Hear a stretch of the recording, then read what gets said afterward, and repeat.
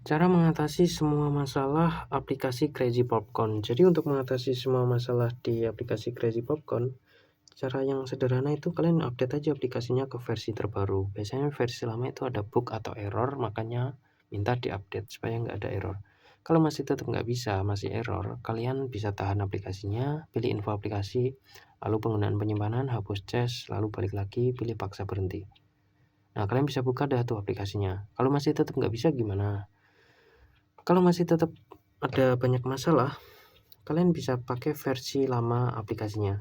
Gue udah bikin tutorial cara download aplikasi Crazy Popcorn versi lama. Cari aja video gue udah bikin kok.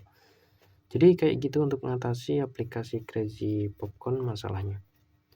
Oke, gitu aja dari penjelasan dari gua. Subscribe jika videonya bermanfaat. Dah.